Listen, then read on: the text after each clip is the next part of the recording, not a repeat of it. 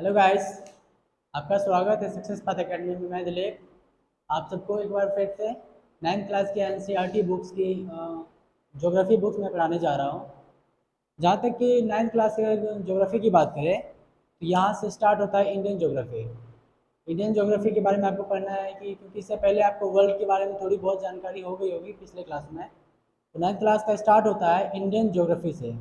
Mostly आपको India के बारे में ही पढ़ना है कि इंडिया की आकार कैसी है, स्थिति कैसी है, उसका उच्चावच क्या है, उनकी ढाल कैसी है, इंडिया एग्रीकल्चर बेसिक बेसिक सारी चीज़ें आपको इसमें पढ़नी होगी।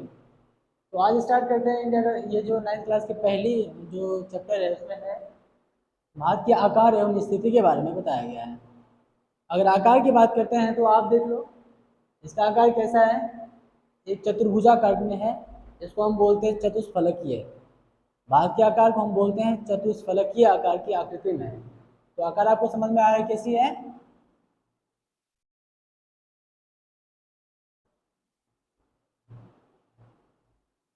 चतुष्फलकीय है।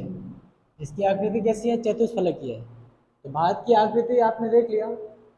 अब फिर देखते हैं कि इनकी स्थिति कहाँ है। जब हम स्थिति की बात करते हैं तो पहला क्वेश्चन ये आता है कि स्थिति कहाँ पर, भारत की स्थिति कहाँ पर। जैसे कि कोई भी चीज़ को अगर स्थिति की बात करते हैं तो उसको बताना पड़ेगा ना कि हम इंटर रिलेट करते हैं कि इसकी स्थिति कहाँ से है। तो भारत की स्थिति वर्ल्ड मैप पर कहाँ है। अगर किसी भी चीज़ की स्थिति को जानने के लिए अगर हम ये जाने कि भारत की स्थिति वर्ल्ड मैप पर कहाँ है तो उसके लिए हमको कुछ दो टर्म्स की बहुत आवश्यकता होती है कि उनका अक्षांश एवं देशांतर क्या है। अगर किसी भी चीज़ का अक्षांश और देशांतर हम आपको बता दें तो आप उससे ये पता कर सकते हो कि इनकी स्थिति वर्ल्ड मैप पर कहाँ होनी चाहिए। इसका विस्तार है, कुछ विस्तार, क्योंकि ये बहुत बड़ी आकृति के इसका कुछ क्षेत्रफल है तो हमको विस्तार होना चाहिए। तो इनका पहला तो अक्षांश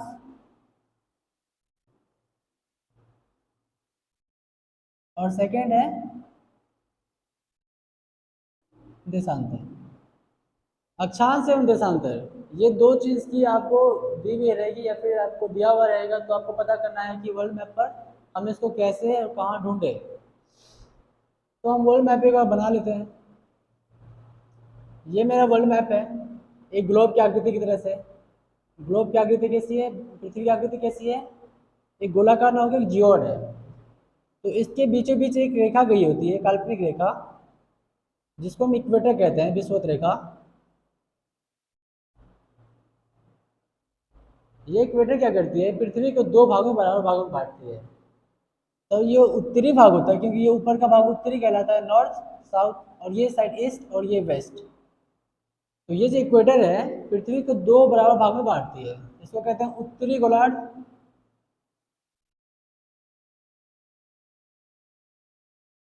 और दक्षिण भाग को कहते हैं दक्षिणी गोलार्ध।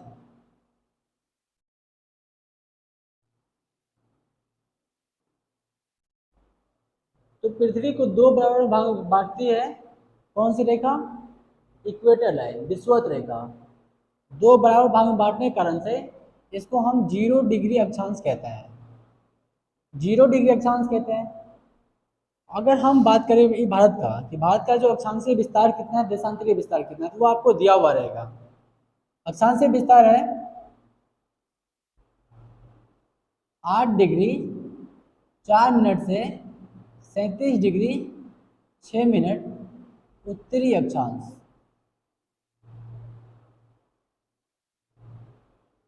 देशांतर की अगर बात करेंगे तो यहाँ पे है 68 डिग्री 7 मिनट से 97 डिग्री 25 मिनट पूर्वी देशांतर।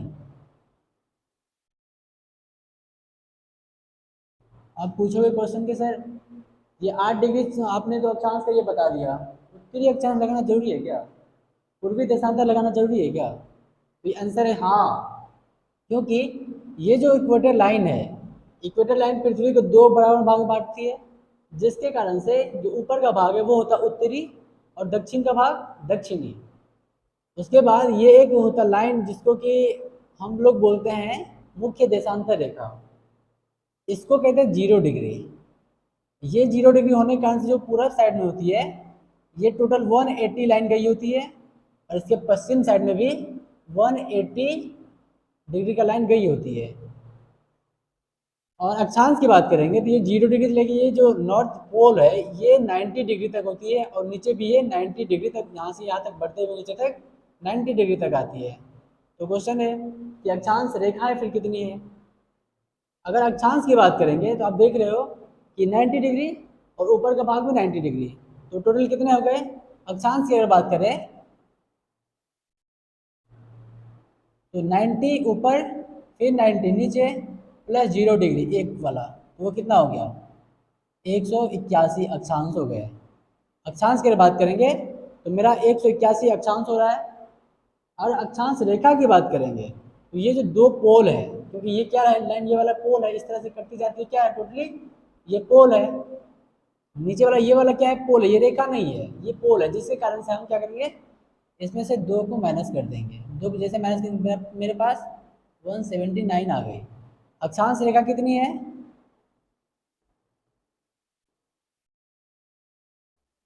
अक्षांश रेखा मेरे पास 179 है, और अक्षांश कितने हैं 181।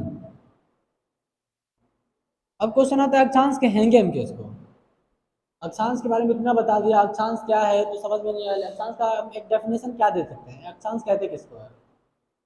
मैं बता दूं इसके दो तीन ये हो सकते हैं, जैसे कि एक सिंपल भी हो सकता है कि अक्षांश किसको कहते हैं, तो 0 डिग्री लाइन को अक्षांश कहते हैं, इक्वेटर लाइन को जो पूरब से पश्चिम, पूरब की से पश्चिम की ओर खींची भी होती है, इसको हम अक्षांश कहते हैं। या फिर इसको ये भी कह सकते हैं कि विषुवत रेखा के समांतर पूरब या पश्चिम की ओर खींची गई, विषुवत रेखा के समांतर उत्तर दक्षिण में पूरब से पश्चिम खींची गई लाइन को अक्षांश रेखा कहते हैं। फिर से देखिए ये अक्षांश, ये क्या है विषुवत रेखा, ये भी अक्षांश है, 0 डिग्री अक्षांश है।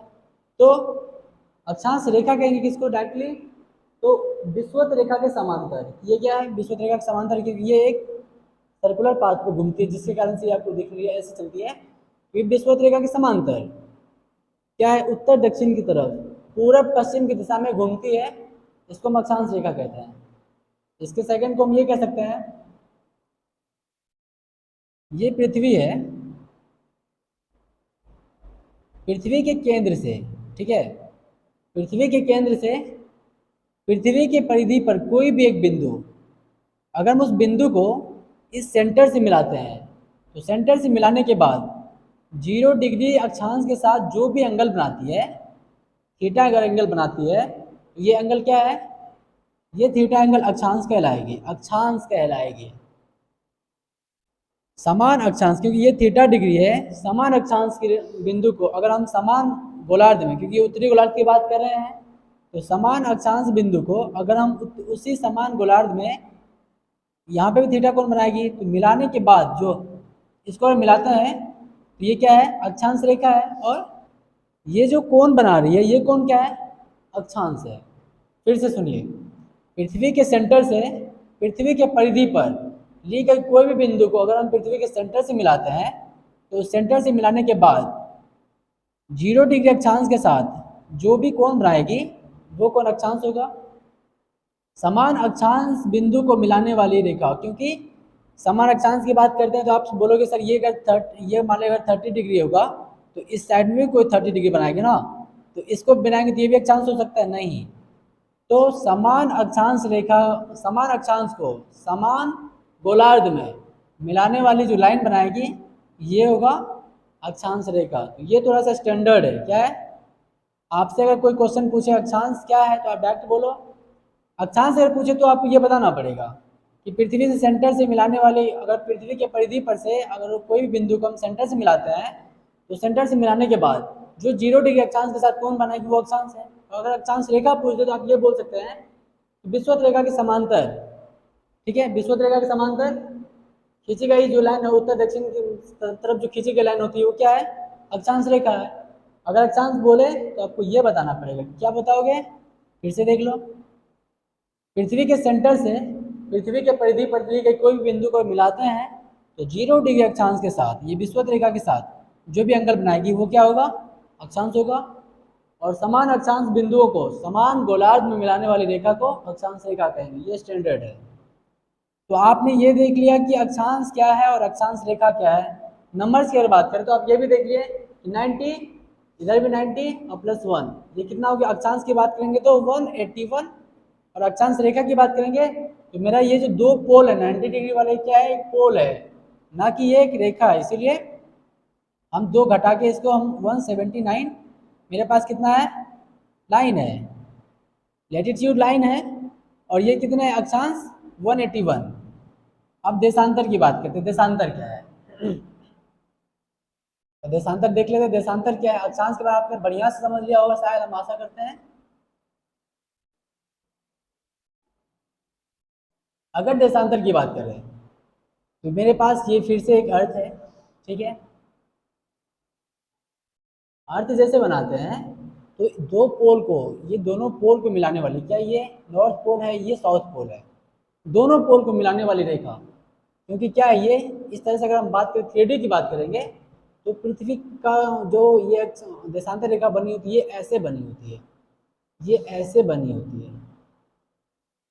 आप देखो यहाँ पे ये ऐसे बनी होती है, मतलब ये कर्व आकार में बनी होती है, ये भी कर्व आकार में बनी होती है इस तरह से। तो ये जो लाइन है 0 डिग्री वाली, ये भी कर्व आकार में बनी हुई है, आपको दिखेगा ना कि ये भी एक इस तरह से घूम के बन रही है, कर्व आकार में एक सर्कुलर पाथ पे इसका निर्माण करती है। तो क्योंकि ये भी एक क्या है, देशांतर रेखा है। और हाँ, देशांतर रेखा, सभी देशांतर रेखाओं की लंबाई बराबर होती है। अगर हम इसकी बात करें 0 डिग्री की बात करें या फिर 180 डिग्री की बात करें, तो सबका जो देशांतर रेखा की लंबाई होती है वो क्या होती है, बराबर होती है। तो देशांतर रेखा की अगर बात करेंगे हम, तो समान देशांतर को मिलाने वाली ये क्या बोल सकते हैं। अगर देशांतर की बात करते हैं हम, तो देखिए हम इस तरह से बना रहे हैं, ऐसे बन रहा है क्योंकि इस तरह से घूम रही है। हम मान लेते हैं कि ये एक लाइन खींचे हैं जो पृथ्वी को दोनों पोल को मिलाती है। तो ये क्या है, ये काल्पनिक रेखा है और ये भी काल्पनिक रेखा, बट ये क्या है, कर्व से देशांतर का निर्माण कर रही है। अगर पृथ्वी पर, ठीक है, ये भी कही पृथ्वी पर पूरब पश्चिम ये है ईस्ट और ये वेस्ट, पृथ्वी के पूरब या पश्चिम किसी भी सतह को अगर हम किसी भी बिंदु को चूज करते हैं, मान लीजिए हम ये बिंदु चूज किए, ठीक है, ये बिंदु चूज किए हैं, तो मेरा ये क्या है, समतल रेखा है। समतल रेखा से ये जो कोण बनाएगा यहाँ पे, ये जो एंगल निर्माण करेगा, ये होगा देशांतर। आपको समझ में नहीं आएगा, मैं फिर से बता रहा हूँ।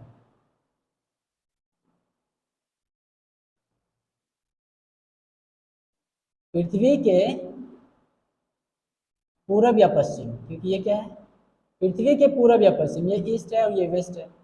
पृथ्वी के पूरब या पश्चिम किसी भी स्थान के अंदर हम यहाँ पे ये चूज के लिए मेरा प्लेस है, ठीक है। इस प्लेस को अगर हम यहाँ से मिलाते हैं पोल से, देखिए पोल से मिलाते हैं, तो यहाँ पे जो डिग्री बनाएगा, और क्योंकि यहाँ से अगर मिलाएंगे तो क्योंकि ये जो डिग्री है वो समान नहीं मिलेगी, लेकिन ये कर्व आकार में आएगी, इस तरह से कर्व आकार में। तो ये एंगल और ये एंगल सेम कहलाएगा, इसीलिए इसको हम कहेंगे देशांतर। और समान देशांतर को मिलाने वाली रेखा क्या है, देशांतर है। ये क्या है, स्टैंडर्ड है। अगर आप इसको जनरली बोल सकते हो तो आप ऐसे भी बोल सकते हो। तो प्रधान मध्याह्न रेखा के पूरब या पश्चिम खींची गई लाइन क्या है, देशांतर रेखा है। या फिर नहीं, स्टैंडर्ड बोलना है डायरेक्ट, पृथ्वी के पूरब या पश्चिम किसी भी अगर हम प्लेस को अगर पोल से मिलाते हुए जो अक्षांश इसके समतल रेखा के साथ जो भी एंगल बनाएगी वो क्या है, देशांतर है। आपने अक्षांश और देशांतर अच्छे से समझ लिया, ये हम आशा ही करते हैं बस। अब हम बता रहे हैं कि जो भारत का अक्षांशीय विस्तार है वो कितना है, 8 डिग्री 4 मिनट से लेकर के 37 डिग्री 6 मिनट। देशांतरीय विस्तार कितना है, 68 डिग्री 7 मिनट से लेकर के 97 डिग्री 25 मिनट पूर्वी देशांतर के बीच में। आप ये देखो कि भारत जो है वो कहाँ है, उत्तरी अक्षांश में पहले लिखा है कि उत्तरी अक्षांश, तो ये जो 0 डिग्री लाइन है, 0 डिग्री लाइन के ऊपर में हो, क्योंकि ये नॉर्थ हेमिस्फीयर है, ये साउथ हेमिस्फीयर है, तो 0 डिग्री लाइन ऊपर गया होगा भारत कहीं ना कहीं। और क्योंकि हम ये पूर्वी देशांतर की बात करते हैं, देशांतर यहाँ से है, ये ईस्ट है और ये वेस्ट है, तो भारत इस जो यहाँ का जो ये आकृति शेप बना रही है, इस शेप में भारत कहीं ना कहीं होगी। तो आप ये देख रहे हो कि 0 डिग्री लाइन जो है इसके ऊपर में हो सकती है। तो 0 डिग्री लाइन मान लीजिए यहाँ से खींची गई 0 डिग्री लाइन, ये 0 डिग्री लाइन जाती है भारत के नीचे से, हिंद महासागर के रीजन से ये 0 डिग्री लाइन जो है गुजरती है, तो कहीं ना कहीं ये ऊपर आ रही है, क्योंकि उसका क्या है विस्तार 8 डिग्री 4 मिनट से लेकर 37 डिग्री 6 मिनट तक भारत का बोले, भारत का जितना भी टेरिटरी है ना उस सबको उसमें ऐड करेंगे। तो ये जो 4 डिग्री है, 8 डिग्री 4 मिनट जो है वो है भारत के यहाँ से जाती है, ये जो आपको दिख रहा है अंडमान निकोबार जो कि हिंद महासागर के पूर्वी साइड में है, 8 डिग्री 4 मिनट यहाँ से होके जाती है। अगर मुख्य भूमि की बात करेंगे तो ये जो मुख्य भूमि यहाँ से 8 डिग्री 6 मिनट जाएगी। तो बोलेगे सर ये तो ऊपर जा रही है तो ये बढ़ रहा है, क्योंकि ये 0 से लेके ऊपर तक जाएगा। तो यहाँ से 8 डिग्री से लेके 4 मिनट ऊपर में 6 बढ़ेगा, तो ये ऊपर से बढ़ती जाएगी। ये टोटल कितना ऊपर तक कितना जाएगा? सबसे नॉर्दर्न मोस्ट पॉइंट की बात करेंगे तो 37 डिग्री 6 मिनट तक आएगा। तो आपसे क्वेश्चन पूछा जाएगा कि अच्छा ठीक है, भारत का जो सबसे साउथ पॉइंट है जो 8 डिग्री 4 मिनट से होकर अक्षांश जाती है, उस प्लेस का क्या नाम है? तो आप देखोगे कि ये कौन सी द्वीप है? हिंद महासागर के पूर्वी तट पे पूर्वी साइड में जो ये बंगाल की खाड़ी है। क्या है? बंगाल की खाड़ी। उसमें जो स्थित है एक द्वीप जिसका नाम है अंडमान एंड निकोबार द्वीप, उसके सबसे साउथ में यहाँ का जो कोई जगह है, उस जगह का नाम है इंदिरा पॉइंट। भारत का सबसे साउथ मोस्ट पॉइंट है इंदिरा पॉइंट, जो कि अंडमान निकोबार से होके जाती है। ये तो साउथ मोस्ट हो गई। और सबसे नदर्न मोस्ट पॉइंट की बात करेंगे तो वो कहाँ आएगी? तो ये जो है अरुणाचल, ये जो क्या सॉरी जम्मू कश्मीर के ऊपरी भाग से जाती है, पीओके के रीजन से। ये पीओके में आती है, तो पीओके के रीजन से जाती है, तो आपको पता होगा ये है इंदिरा कॉल। अगर याद रखने में परेशानी होगी क्योंकि यहाँ पे इंदिरा पॉइंट है, ये इंदिरा कॉल है, तो कौन कौन सी होगी? तो मैं आपको बता दूं, ये जो भारत है ना, भारत का जो उत्तर का उच्चावच की अगर बात करेंगे तो यहाँ पे क्या चीज़ का विस्तार है? आप देखोगे यहाँ से लेकर यहाँ तक हिमालय का विस्तार है, पर्वत श्रृंखला है। तो पर्वत श्रृंखला होने के कारण से जो कॉल का शब्द यूज किया गया है, कॉल को कहते हैं जो कि दो पहाड़, एक पहाड़ होते हैं, पहाड़ के बीच से जाने वाला रास्ता जो होता है इसको बोलते हैं कॉल। ठीक है, तो कॉल कहाँ कहते हैं? दो पहाड़, एक पहाड़ों के बीच से होके जाने वाली जो रास्ता होती है उसको बोलते हैं कॉल। तो आप ये देख लिए कि कॉल को हम कैसे डिनोट करेंगे, कहाँ पे डिनोट करेंगे, क्योंकि ये जो कॉल है वो कहाँ पे कहलाएगी यूज? तो पर्वतों के बीच से जाने वाली जो कोई रास्ता होती है उसको हम बोलते हैं कॉल। तो सबसे उत्तर मोस्ट पॉइंट की बात हो गई तो 37 डिग्री 6 मिनट, जो कि इंदिरा कॉल जगह का नाम है। तो अक्षांशीय विस्तार आपने देखा 8 डिग्री 4 मिनट, जो कि इंदिरा पॉइंट से लेकर के उत्तर में इंदिरा कॉल, जो कि 37 डिग्री 6 मिनट तक जाती है। देशांतर की अगर बात करेंगे तो देशांतर कितना है, क्योंकि आप ये देखो ये क्या है, अगर हम देशांतर की बात करें ये 0 डिग्री है, इधर कितना जाएगा 180, इधर भी 180। तो आप ये देखो अक्षांश को आप समझ लिया। देशांतर क्या है? ये 180 इधर जा रही है, ये 180 इधर आ रही है, तो टोटल देशांतर रेखा कितनी हो गई?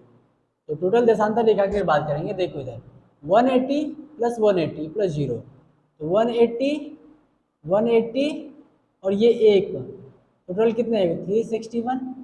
आप बोलोगे 361 है सर, लेकिन ये क्या है ना, 180 है, ये 180 एक ऐसा सर्कुलर पाथ जो घूम रहा है, ये केवल एक ही लाइन है। क्यों? क्योंकि आपको मैंने बताया कि सर्कुलर पाथ ये भी घूमती है। तो 180 केवल एक ही है, तो हम इसको एक को ऐड एक नहीं काउंट करेंगे, इसमें से हम एक घटा देंगे तो मेरे पास कितना आ गया 360। तो कुल देशांतर रेखा की लंबाई कितनी है? कुल देशांतर रेखा कितनी है? तो 360 है। तो आपने ये देखा कि 0 से लेकर के 180 इधर जाएगी पूरब साइड में, तो इंडिया का जो देशांतरीय विस्तार वो कितना है 68 डिग्री से लेकर के, क्योंकि यहाँ पे 0 1 2 3 करते हुए यहाँ पे 68 तक कहीं ना कहीं जाएगी। यहाँ से मान लेते कि 68 रेखा इधर से गुजरती है, तो 68 रेखा यहाँ से स्टार्ट होती है और क्या तक 97 तक जा रही है, तो 97 यहाँ तक आएगी। तो इंडिया कहीं ना कहीं इस बीच में एस्टेब्लिश है, क्योंकि और हम अक्षांशीय विस्तार की बात करेंगे तो 8 डिग्री 4 से लेकर 37 डिग्री 6 है, ये 20 से एक रेखा और जाएगी जिसको हम बोलते हैं कर्क रेखा। कर्क रेखा की बात करेंगे, ये कितना है 23.5 डिग्री उत्तरी अक्षांश। तो भारत जो है ये कर्क रेखा के बीचों बीच से होकर जाती है, ये मतलब कर्क रेखा जो भारत के बीचों बीच से होकर गुजरेगी रेखा। और ये जो 97 डिग्री ये वाली लाइन है, ये भी यहाँ पे क्रॉस करेगी 68 से, यहाँ पे क्रॉस करेगी 97। तो ये कितना है 68 डिग्री 7 मिनट से लेके 97 डिग्री 25 मिनट। आपने ये देख लिया। अब टोटली अगर बात करेंगे हम कि आप हमें बताओ कि भारत का विस्तार क्या है, भारत का जितना एक्सटेंशन है, अक्षांशीय एक्सटेंशन कितना है, देशांतरीय विस्तार कितना है, तो आपको ये बताना होगा कि ये याद करना होगा और ये बताना होगा कि हम अगर आपको ये दोनों दे देते हैं तो आप वर्ल्ड मैप पे क्या इनको खोज पा रहे हो। अगर खोज पा रहे हो तो ठीक है। तो आपने देख लिया कि भारत का विस्तार कितना है, अक्षांशीय विस्तार कितना है, देशांतरीय विस्तार कितना है।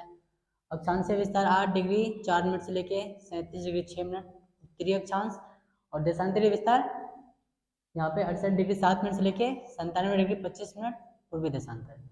तो यहाँ पे उत्तरी अक्षांश और इस साइड पूर्वी देशांतर। तो यहाँ पे देख रहे हो कि अगर 0 से 180 की तरफ जा रही है तो उस बीच में इंडिया जो है एग्जिस्ट करती है। ये 23.5 डिग्री की लाइन है जो कि कर्क रेखा उत्तरी अक्षांश में पड़ती है।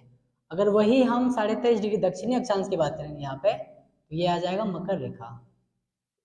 तो इंडिया के बीचों बीच से कौन सी रेखा जा रही है, आप ये देख रहे हो कि इंडिया अगर यहाँ पे स्थित है तो इसके बीच से 23.5 डिग्री की लाइन जा रही है जो कर्क रेखा बीचों बीच बांटती है। अब कर्क रेखा जा रही है तो इसका क्या रीजन हो सकता है। कर्क रेखा इंडिया के बीचों बीच गुजर रही है तो इससे कोई चेंजेस हो रही है क्या इंडिया में, किसी भी तरह के चेंजेस? तो हाँ, हो रही है। ये मैं आगे की वीडियो में बताऊंगा कि क्या चेंजेस हो रही है। फिर भी थोड़ा सा जान लो। ये जो पृथ्वी है ना, पृथ्वी को बीचों बीच बांटती है विषुवत रेखा, जो कि 2 भाग में बांट रही है।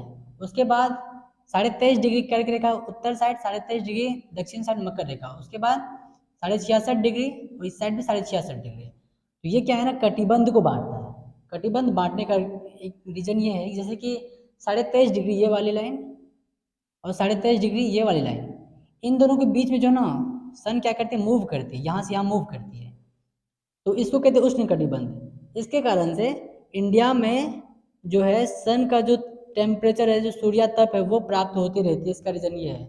तो कटिबंध की बात करेंगे तो वो अगले वीडियो में बात करेंगे, लेकिन फिर भी देख लो कि कर्क रेखा से भारत क्या करती है, कर्क रेखा बीचों बीच से गुजर रही है, इस साइड से बीचों बीच हम कर्क रेखा गुजरते हैं।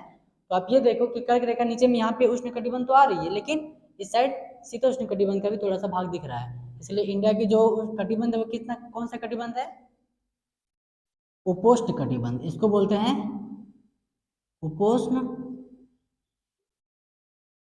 कटिबंधीय क्षेत्र।